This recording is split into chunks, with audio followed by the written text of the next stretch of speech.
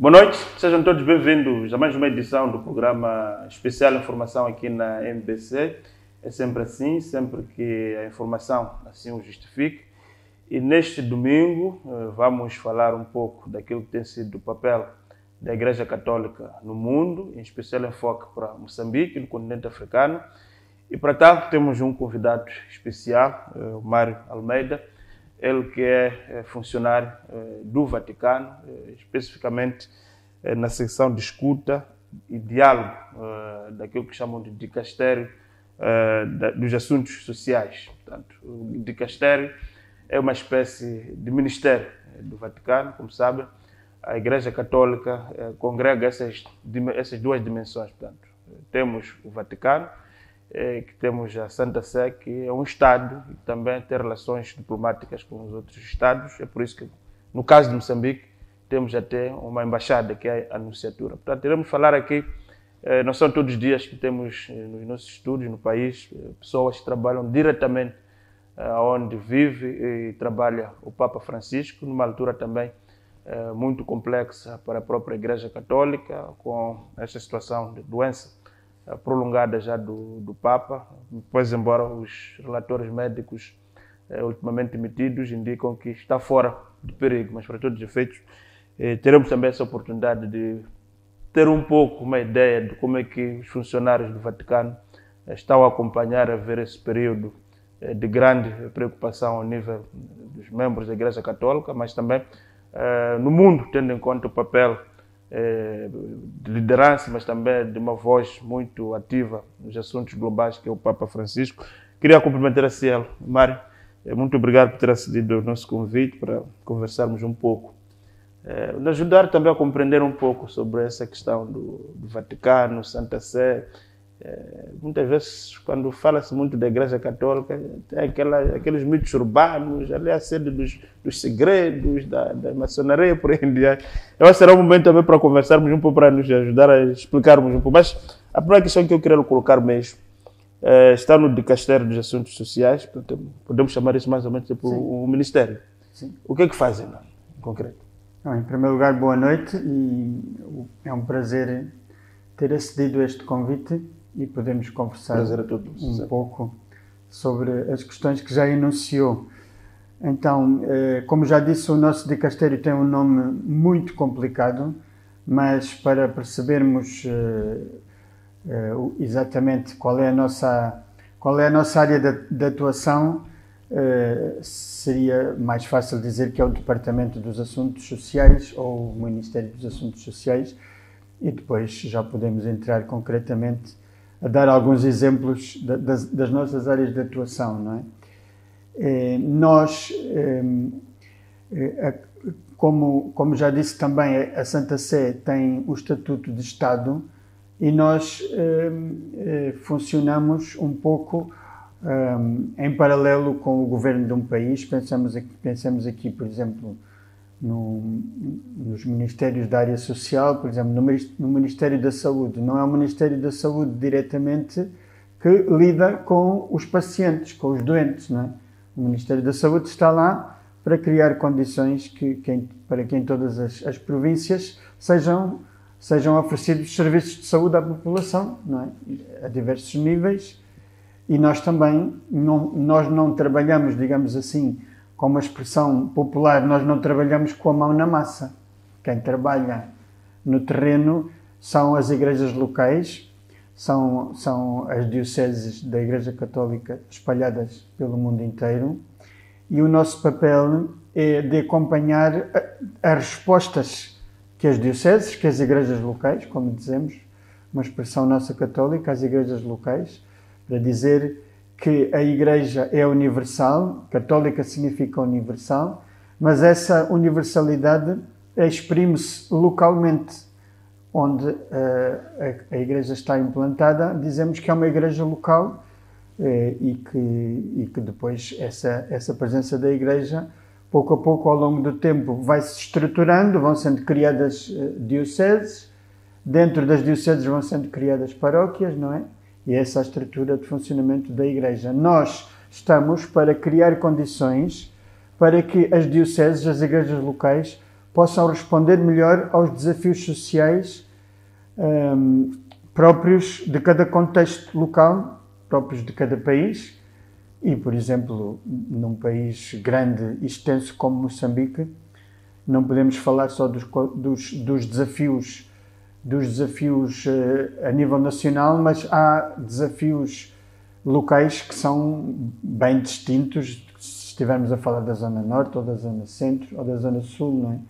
O contexto, nós não podemos nunca falar em abstrato. O que nos interessa é o concreto da realidade e da presença da Igreja nessa realidade, que resposta está a dar aos desafios que estão lá, que podem ser muito, muito diferentes. Por isso, quando a Santa Sé fala das questões sociais, não dá tanto normas, porque essas normas, se fosse um discurso muito normativo, muito diretivo, ia ser complicado abarcar a pluralidade dos contextos, das realidades que a Igreja enfrenta. Por isso, normalmente a Santa Sé, na área social, fala em princípios que vão ser depois aplicados à realidade.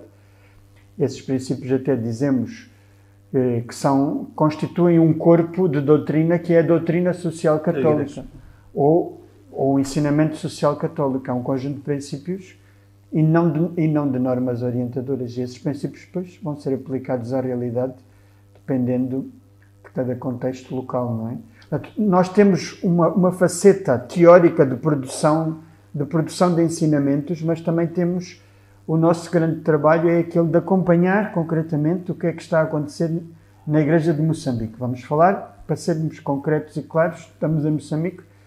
Portanto, o meu trabalho é acompanhar aquelas estruturas da Igreja de Moçambique que respondem aos desafios sociais que estão em Moçambique. Antes de entrarmos na questão, eu sei que o vosso dicastério abarca questões como a saúde, migrações, a ecologia, que é um tema muito caro para o Papa Francisco, a própria economia, as relações laborais, a justiça e paz.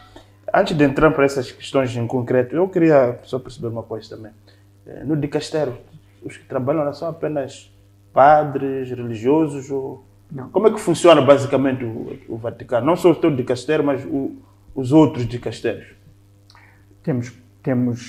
No dicastério temos 2 cardeais, temos padres, temos irmãs e temos leigos e leigas. Portanto, não é necessário, não é condição sine qua non ser religioso para trabalhar no Vaticano. Não é por isso. Não, mas sim, ser católico sim. Ser católico sim, embora depois nós nos valemos no nosso trabalho do contributo de muitos especialistas, e alguns também não são católicos, quando estamos a estudar ou a refletir sobre um tema em concreto, não é? Deus nos valha a pensar que todos os especialistas estão dentro da Igreja Católica, não é? Há muitos outros desses temas que já referiu, com quem trabalhamos, que consultamos, não é? Que nos visitam, não é? Que nos visitam. Agora, para trabalhar mesmo no Vaticano, claro, aí tem que ser um cristão católico. Olhando já para questões concretas, a saúde, por exemplo. Hoje em dia, a saúde, não só de Moçambique, mas costuma uma preocupação global, principalmente na sequência da Covid-19, que foi um assunto que mexeu com todo mundo. Como é que o vosso dicastério olha, por exemplo, para a situação sanitária em países como Moçambique, por exemplo, é coordenador na região? Como é que olha? Quais são os desafios que, na sua opinião, esses países enfrentam e como e com que possibilidade nós podemos resolver? Sim. Antes de falar concretamente da saúde e do caso da Covid que referiu, eu voltava ao nome do nosso dicastério, que é o Serviço do Desenvolvimento Humano Integral.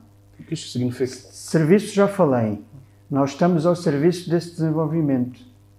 Não somos nós que o executamos. Quem contribui concretamente para esse desenvolvimento humano são as realidades concretas onde a Igreja está.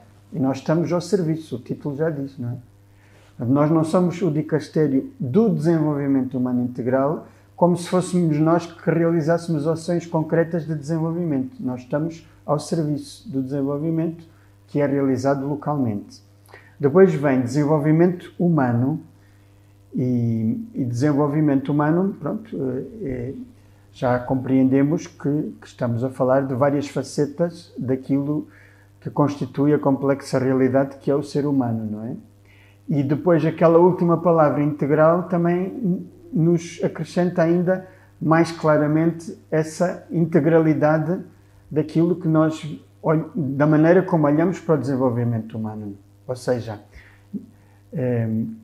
não é um desenvolvimento meramente económico ou de estatísticas meramente económicas ou financeiras ou sociais, mas olhamos para o ser humano na sua integralidade, não é? Como um ser espiritual, como um ser social, que só se realiza num conjunto vasto de relações familiares, sociais, de grupos, de pertenças, não? De cidadania, de implicação na política, de implicação no associativismo a diverso nível, até desportivo, não é? Consideramos o ser humano na sua totalidade. E a Covid também nos disse que nós precisamos de olhar para a realidade humana na sua integralidade.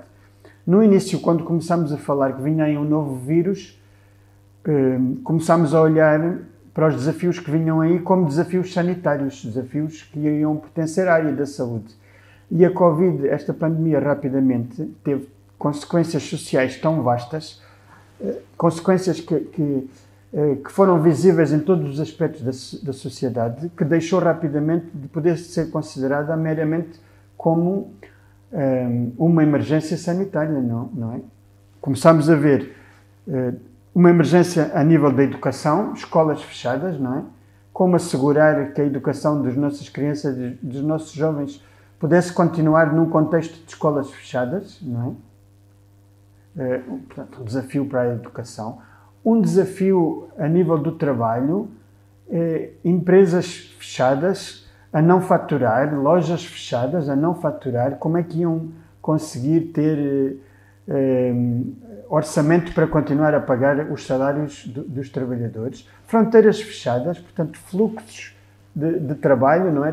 Tantas das nossas profissões contemporâneas implicam viagens, implicam relações comerciais, fronteiras fechadas, não é? Portanto, até as próprias relações afetivas. Relações afetivas. Familiares. Portanto, foi uma pandemia que teve impactos em todas as áreas da sociedade, que levaram os governos a ter respostas não meramente sanitárias, mas que tiveram que tomar medidas a nível de todos os aspectos da sociedade, não é? E a Comissão do Vaticano de resposta à Covid esteve sediada dentro do nosso dicastério, porque precisamente o tema da saúde é um dos temas que recai sobre a missão e o mandato que o Santo Padre confiou ao nosso dicastério. Por isso tivemos lá uma comissão e lá está, os membros dessa comissão, que vinham de todo o mundo, também vinham das diversas áreas, não vinham só da área da saúde, porque tínhamos que refletir nos desafios de uma maneira integral e de uma maneira abrangente, ou como dizemos hoje, holística, não é? E olhando para Moçambique, como é que olhas por esse tema da questão da saúde? Quais são os desafios que, na sua opinião?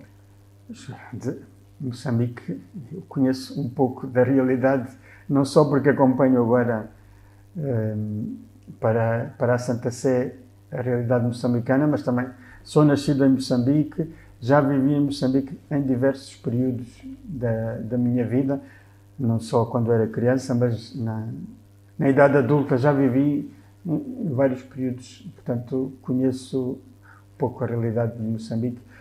É uma realidade muito complexa devido a vários fatores, um dos quais que nos salta imediatamente aos olhos é a vastidão do país, não é? A vastidão do país, é muito difícil ter respostas facilmente acessíveis à população num país tão vasto, não é? E com áreas rurais tão extensas, não é? E também com um processo de urbanização galopante, não é? Cidades em crescimento rápido. muito difícil a esse nível. Depois, um país que vem de sucessivas fases de conflito interno, não é? Que dificultaram muito as respostas prestadas pelo Estado na área da saúde, não é? Todos sabemos que tivemos um conflito de 16 anos, por exemplo, não é? Que era muito difícil ao Ministério da Saúde agir fora das principais vilas e cidades do país, não é? E que muitas infraestruturas foram destruídas pela guerra ou gravemente danificadas, não é? Portanto, tudo isto demora a ter uma capacidade de resposta eficaz. E depois também um país em elevadíssimo crescimento demográfico, não é? Elevadíssimo crescimento demográfico, com o que isso representa de dificuldade de adequar as estruturas sanitárias disponíveis ao aumento da população, não é? Acha que essa e questão depois, demográfica... só para terminar, se me perdoe, Moçambique também, como o conjunto da África Austral, tem sido assolado por diversas crises sanitárias, não é? Recordamos-nos do HIV-Sida, não é? Que atingiu Moçambique muito fortemente, e sobretudo no período em que os antirretrovirais não estavam disponíveis como estão hoje, que provocou muitas vítimas, não é? Muitas vítimas e muita transmissão vertical, ou seja, de mãe para filhos, não é? A malária que continua endémica em toda a região, não é? E que a resposta local a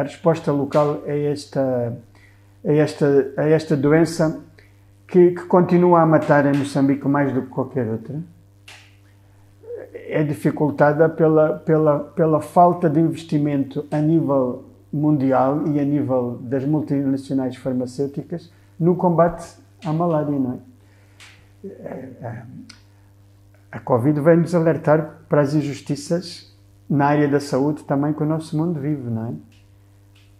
Para dar resposta à Covid, uma vez que a Covid estava a atingir tão fortemente os países do Norte, foram investidos milhões e milhões e milhões para termos uma vacina contra a Covid tão rapidamente disponível que até nos surpreendeu como foi possível, não é?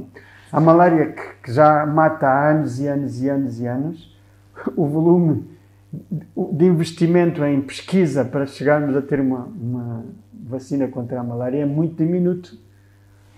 E lamento muito dizê-lo, é muito diminuto, porque a malária mata sobretudo nos países do Sul, não é? E em África em particular, não é? Essa disparidade de investimento nas doenças que afetam o Norte e que afetam o Sul também tem muito impacto na capacidade depois de resposta local, não é?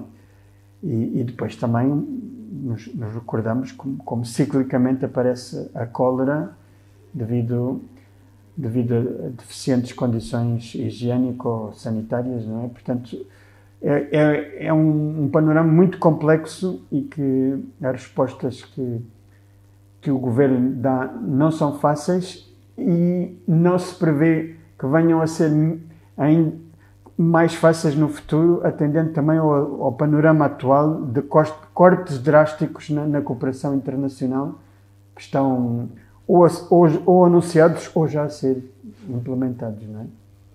Perante esse quadro, falou aqui da questão, por exemplo, foi muito fácil ou rapidamente conseguir-se uma vacina, e mesmo quando se conseguiu uma vacina, a prioridade foi de fato para os países do Norte. Primeiro, portanto, os africanos não morreram muitos por força do acaso, basicamente. Sim, embora depende de país para país. Na África do Sul, por exemplo, morreu-se muito. Sim. Houve ali um período, muito crítico. Talvez nem todos nos apercebemos, mas, por exemplo, a cidade de Porto Elizabeth foi uma muito atingida em termos de percentagem da população vítima, não é? Que esteve doente ou que morreu mesmo, não é? E, portanto, sim, graças a Deus que em África a Covid acabou por não ser tão mortífera como em outros lados, mas houve ali umas semanas por exemplo, a nível de bispos que morriam de Covid, que nós estávamos verdadeiramente assustados, não é? Assustados. E mesmo aqui na região da África Austral, morreu de Covid um bispo ainda jovem na Zâmbia, morreu o arcebispo de Malange, morreu um bispo na África do Sul, e houve ali 15 dias que parecia que estávamos como aqueles dominós, não é? Que cai uma pedra e vai o outro todo a seguir, que aquilo era em cascata, não é? E portanto, depois, enfim, graças a Deus, em termos de mortalidade, em África acabou por não ser tão grave como em outros continentes. Mas sim, tem razão, que teve que haver muita advocacy a nível internacional para disponibilizar vacinas para a África, não é? Porque a grande preocupação das farmacêuticas era tornar rapidamente acessível nos países do Norte, não é? E olhando, quer falar, aponta esses desafios estruturais do continente africano e tem este problema, não sei se é problema, há quem acha que a questão demográfica é uma bênção. Se olharmos, por exemplo, até para a instituição onde trabalha, vamos verificar, por exemplo, que enquanto na Europa estão a fechar paróquias, estão a juntar dioceses, em África estamos a abrir novas dioceses, aqui em Moçambique estamos a abrir novas dioceses, estamos a abrir novas paróquias. Mas este desafio demográfico que nós temos de altas taxas de natalidade, mas com déficits estruturais do ponto de vista de condições sanitárias e também de higiene, a África tem futuro. A África é o continente do futuro. Porque lugar da capacidade de nos reproduzirmos, ou nem por isso? Pois, não só porque é o continente mais rico de recursos naturais e, infelizmente, por ser tão rico de recursos naturais, suscita tanta avidez e tanta cobiça e tanta facilidade de estimular divergências que rapidamente resultam em conflitos, inclusive armados, não é? As areias do deserto não suscitam conflitos, não é? São as áreas ricas de recursos naturais que mais facilmente atraem ou são suscetíveis ao surgimento de conflitos, não é? É um continente riquíssimo de recursos naturais, mas é sobretudo um continente riquíssimo de recursos humanos, não é? De recursos humanos. Uma população jovem, uma população vibrante, criativa, dinâmica, não é? Que às vezes nem nós sabemos, nem nós percebemos bem como é que os nossos jovens, as nossas famílias, as nossas sociedades conseguem levar para a frente o dia a dia, às vezes com orçamentos disponíveis para cada indivíduo e para cada família tão parcos, tão reduzidos, não é? A criatividade com que sempre se coloca mais uma boca à mesa, não é? Quer dizer, e mesmo aqui nas sociedades africanas tradicionais, nem sequer existia o conceito de criança de rua ou de criança órfã, não é? Quer dizer, criança que perdia os pais, imediatamente era acolhida na família alargada, não é? Não, era impensável, não é? Tem uma capacidade de solidariedade, de inclusão, não é? De laços, e tudo isso é uma grande riqueza, por exemplo, quando comparada com sociedades mais ricas do ponto de vista económico, mas que parecem que se vão empobrecendo a outros níveis, não é? Que vão se empobrecendo a nível de estruturas familiares fortes, de laços de solidariedade, mesmo de relações harmoniosas intergeracionais, não é? A solidariedade intergeracional. Sim, o fenómeno que temos tanto na Europa dos mais velhos atirados para os lares e abandonados sem um contacto com as novas Na Itália, gerações. a questão dos velhinhos atirados foi terrível no tempo da Covid. Quer dizer, morreram as centenas, as milhares nos asilos. Né? Sim. E, portanto, com todos os problemas que a África tem, eu para mim, repito sempre que a África não tem futuro. A África é o continente do futuro. Mas olhando, está aqui a falar, dizer que a África é um continente futuro, a Europa está com problemas muito sérios demográficos, que é um problema até de política pública, até nas áreas laborais, da economia. Mas, ao mesmo tempo, quando olhamos para o Mediterrâneo, milhares e milhares de jovens fugindo do tal futuro que é a África. Por quê? Sim. É um drama e o Papa tem estado a insistir muito nessa questão das migrações. O Papa continuamente nos fala do tema das migrações e nos fala da migração, primeiro, como um fenómeno que sempre existiu. Um fenómeno que sempre existiu, as sociedades humanas sempre se movimentaram, o ser humano sempre se movimentou por diversas razões, mas basicamente à procura de melhores condições a diversos níveis para si e para os seus, não é? Bom, até se olharmos para a África como o continente que os paleontólogos nos dizem que foi ali onde surgiu a espécie humana, não é? Se os seres humanos não migrassem, não é? A espécie humana ainda vivia só lá no Vale do Rift, não é? Ali entre a Etiópia e o Quênia, não é? Se não migrasse. Se o ser humano chegou a todos os pontos do globo, é porque migrou, é porque se deslocou, não é? E sabemos como as fronteiras que temos entre os países são construções muito recentes, não é? São construções, para já, nesse sentido, arbitrárias, porque dependeram da escolha dos povos fazer esta ou aquela fronteira. Não são fronteiras físicas que estão lá marcadas. Nós decidimos, as nossas sociedades, fazer aquelas fronteiras, não é? Às vezes à força, às vezes através de negociações entre vários povos. E essas fronteiras vieram criar barreiras, que são também barreiras que não contestamos, que são necessárias para uma sã convivência, mas não podem constituir muros artificiais que impeçam o ser humano de se deslocar, porque sempre se deslocou, é um seu direito e há vários motivos que o levam a fazer. Claro que o Papa tem insistido que é uma grande tragédia que o Mediterrâneo, que foi um espaço onde nasceram grandes civilizações do mundo antigo, não é? Pensemos na civilização grega, não é? Que foi uma civilização, um império pequeno, mas que deu muito ao mundo. Deu muito ao mundo a nível de produção de ideias, a nível de reflexão, da filosofia, que ainda continuamos... Da própria marinha mercante. Sim, continuamos a estudar hoje as ideias que os gregos pensaram, não é? Quer dizer, o Império Romano, o Império Fenício, o Império Cartaginês, de Cartago, não é?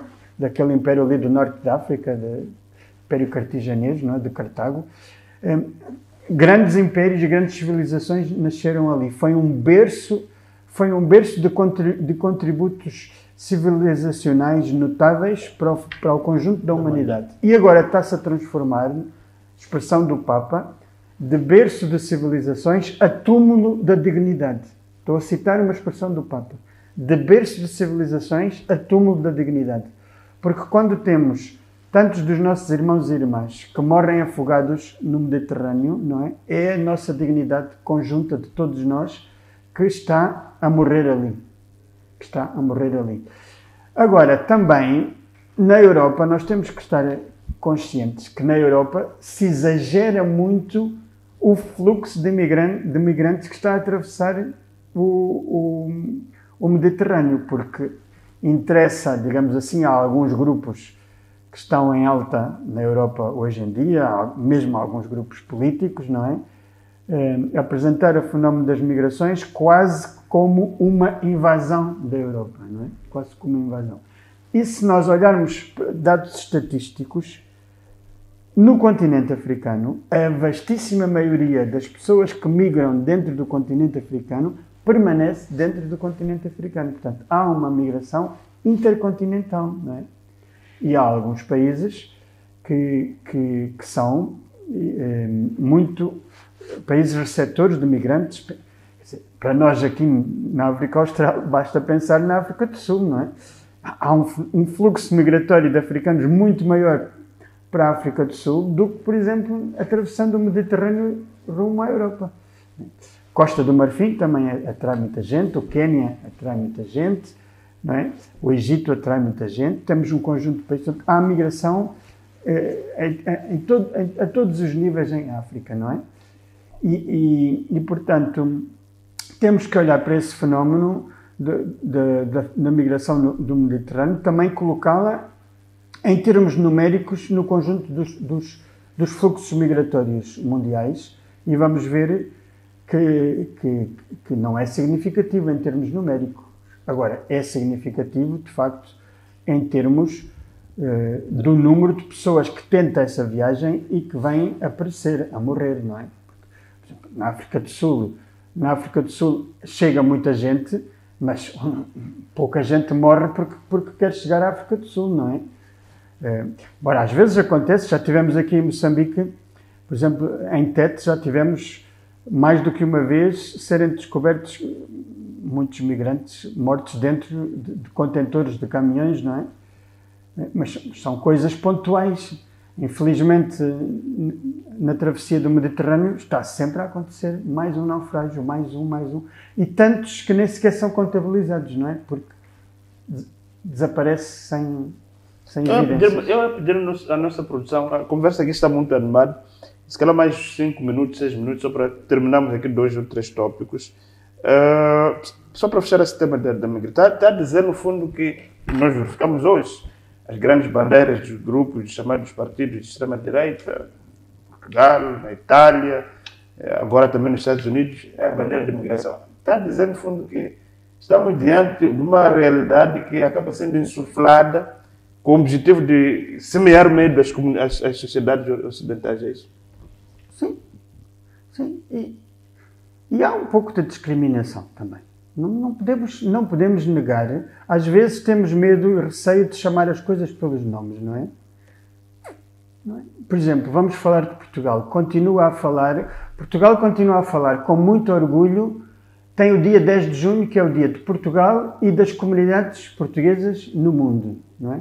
Continua a falar com muito orgulho dos seus cidadãos. Independentemente disso, hoje em dia, continua a falar com muito orgulho das suas comunidades portuguesas espalhadas pelo mundo, não é? Nos Estados Unidos, no Canadá, na Venezuela, na África do Sul, em Moçambique, na França, na Alemanha, no Luxemburgo, na Suíça, na Austrália, as comunidades portuguesas. Então, Portugal olha para os seus cidadãos que se espalham pelo mundo, até como embaixadores da cultura e da língua portuguesa, não é? Embaixadores da cultura e da língua portuguesa, e depois também em termos económicos, um grande bem para o país, porque produzem remessas financeiras, fluxos financeiros de regresso ao país, muito importantes. Os imigrantes portugueses que estão fora enviam de volta muito dinheiro para o seu país. Portanto, olham para aqueles que saem do seu país como um bem. Por que é que vão olhar para aqueles que querem entrar no seu país como uma ameaça ou como um mal? Se os portugueses sempre foram imigrantes. Então, não é? Eu falo por mim, não é? Eu tive a minha família toda a vir para Moçambique no início do século XX, não é? Não vieram porque eram ricos. Se fossem ricos, tinham ficado lá. Os meus antepassados que vieram para Moçambique podiam ter vindo, não ser ricos, mas ser membros do aparelho colonial, não é funcionários públicos, mas também não eram quase nenhum funcionário público. Vieram, vamos dizer com clareza, porque eram pobres em Portugal. E vieram para Moçambique em busca de uma vida melhor, não é? Então, porquê é que olhamos hoje para os migrantes que estão a fazer exatamente o mesmo que sempre se fez na história da humanidade e que, por exemplo, na história de Portugal em concreto, sempre aconteceu, se olha como uma ameaça? Ou se forem os europeus a migrar, é porque estão a levar civilização ao mundo? Ainda estamos se calhar ainda estamos nesses preconceitos e os outros não têm nada para oferecer quando migram, não vêm enriquecer também as sociedades para onde vão, não vão trazer a riqueza das suas culturas, das suas línguas, dos seus costumes, da sua gastronomia, da sua criatividade, do seu empreendedorismo, não vêm trazer também? Não trazem violência, hábitos selvagens. Vamos ver o Salvini na Itália a espumar contra os imigrantes. Neste momento em Portugal já houve momentos em que parecia que uma das retóricas contra a recepção de imigrantes era vem-nos roubar empregos, não é? Como as pessoas já se aperceberam de que vêm para suprir as falhas que há no mercado de trabalho, sem eles alguns setores colapsavam, não é? Agora a nova retórica é essa, de que vêm criar problemas de segurança.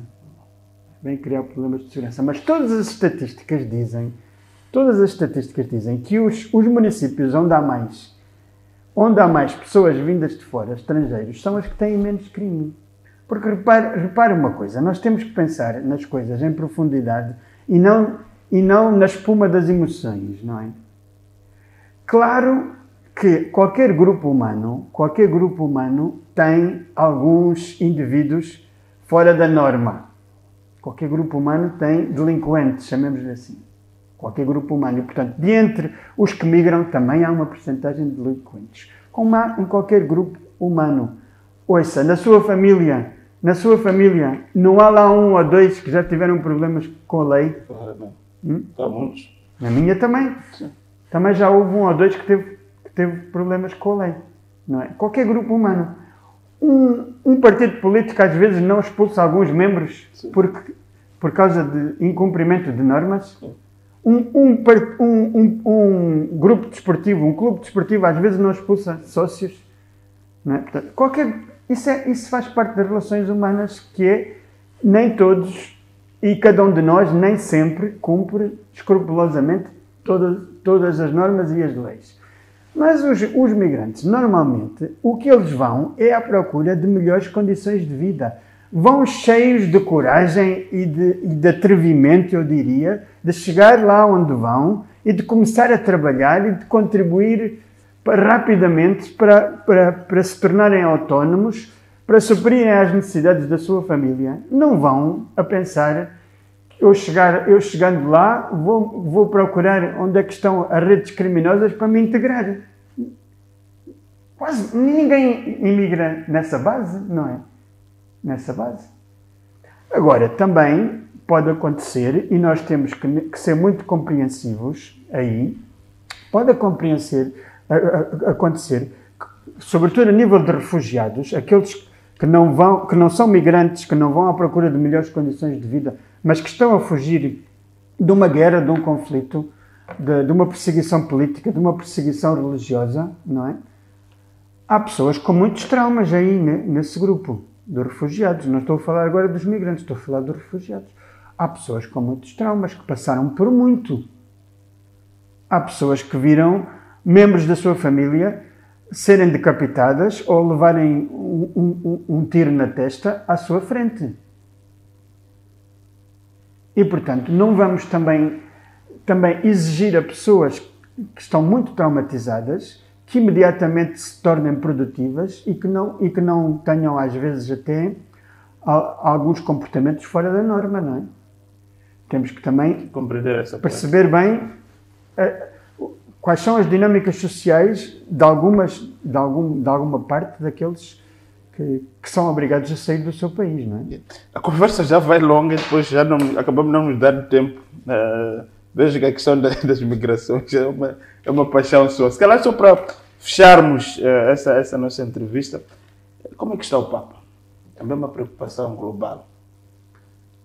Sim, evidentemente. Em todas estas questões que estivemos aqui a falar nesta nossa muito agradável conversa, o Santo Padre tem sido uma grande fonte de inspiração, tem aberto muitos caminhos para nós na Santa Sé e para as igrejas locais, não é? Mas o Santo Padre também insiste na sinodalidade, não é? Quer dizer, numa igreja que é cada vez menos piramidal, que está cada vez menos dependente, digamos, da voz ou da palavra ou da instrução daqueles que estão investidos em autoridade, mas que a responsabilidade pelo funcionamento da igreja é de todos nós. É de todos nós e estamos todos neste grande desafio de tornar a nossa igreja mais sinodal, que significa mais capaz de caminhar em colaboração. Sinodalidade significa mesmo caminhar juntos, não é? Todos aqueles que compõem a igreja e, portanto, mesmo que sintamos a falta da voz, do calor do Santo Padre, a vida da igreja tem que continuar e continua, não é? Mas essas teses aí, é que olha para essas teses como quase que heréticas, no sentido em que quem sempre pensou, por causa da história, que sempre olhou-se para a igreja, para o Santo Padre, é como uma divindade, no sentido em que fica um pouco estranho, só muito estranho hoje em dia ver um Papa como Francisco, que, mesmo do ponto de vista daqueles adereços do ouro, praticamente ele despiu-se disso. Isso não, há muita gente que fica chocada com relação a isso. Talvez o Santo Padre nos está a desafiar em pensarmos, de facto, naquilo que é mesmo essencial e o que é acessório. Não é? O que é acessório. Não é? Há certos desses adereços que falou que não foi este Papa de que se libertou, já foram Papas anteriores. Não é? Até ao Concílio Vaticano II, o Papa era levado numa sede gestatória. Não sei se sabe o que era. Era carregado.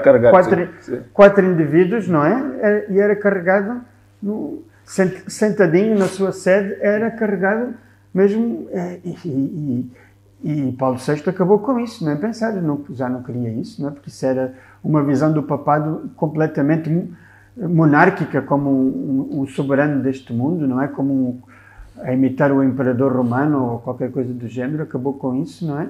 E, portanto, isso se calhar na altura também escandalizou alguns, não é?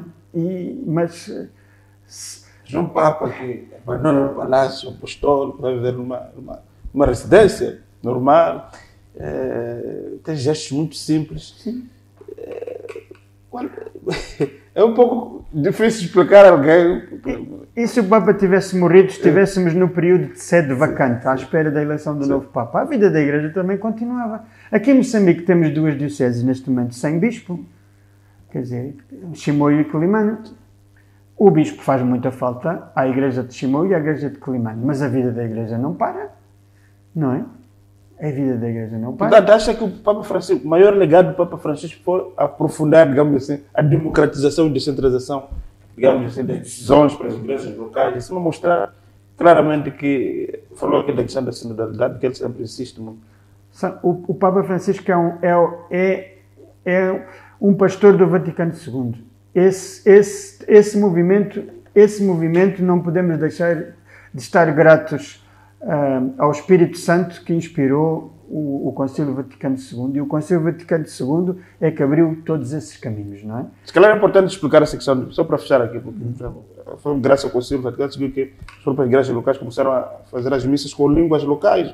Por exemplo, mas antes não se podia fazer isso, tem que ser latim. Muitas outras alterações. Quer dizer, o Concílio Vaticano II foi uma grande reunião de todos os bispos do mundo, acompanhados de alguns peritos, de alguns especialistas. Joseph Ratzinger, anterior Papa, participou como perito. Como perito, que atualizou, digamos, atualizou a maneira como a Igreja olha para si mesma, mas também olha para a sua relação com o mundo, para o mundo contemporâneo, não é? E, portanto não vamos também olhar para o Papa Francisco como um revolucionário que vem interromper um caminho que estava para trás. Não. O Papa Francisco insere-se na linha aberta pelo Concílio Vaticano II. Não é nada de herético.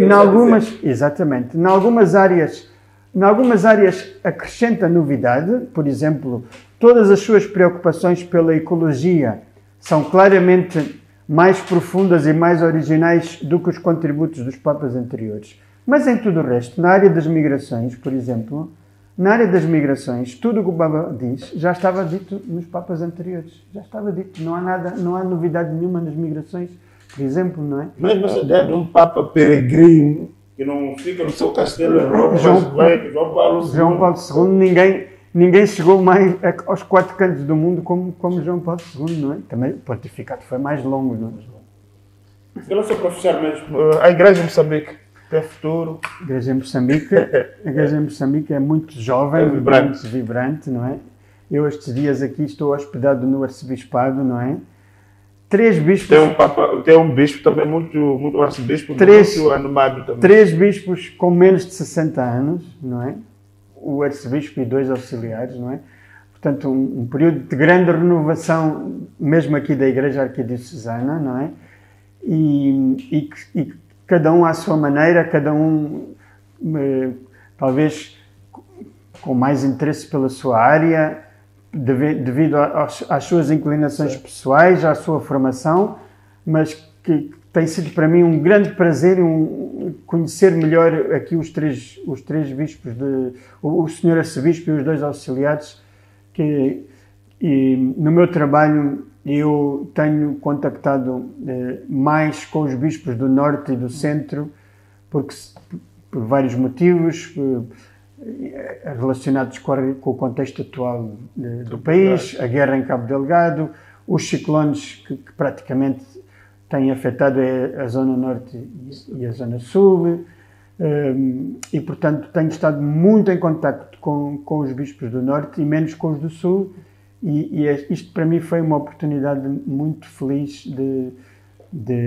também de interagir com o Sr. Arcebispo e com os auxiliares, e ver também sobre esse ponto de vista como a Igreja de Maputo está jovem e dinâmica, e também a abrir novas paróquias e cheia de juventude. E ainda no domingo participei na missa na Catedral e vi isso, não é?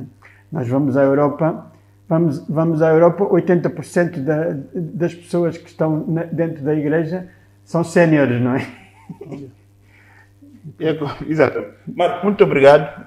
Tínhamos combinado, primeiro foi difícil trazê-lo aqui, mas tínhamos combinado 30 minutos, mas a nossa conversa acabou prolongada, mas acho que foi por uma boa casa. Também é um domingo, as famílias estão em casa. Então, conhecer um pouco também da história da Igreja, daquilo que é o papel da Igreja Católica. Não é só celebrar missas, mas é muito mais do que isso. Então, queremos agradecer por esta oportunidade de aprendizado, e para si, caro telespectador e internauta que nos acompanhou, continuação do excelente domingo. Nós voltamos numa próxima oportunidade. Boa noite, até logo. No programa do Salomão Moiano. Voltamos já com o Salomão Moiano às 20, logo após o Jornal da Noite, aqui na MBC. Até já.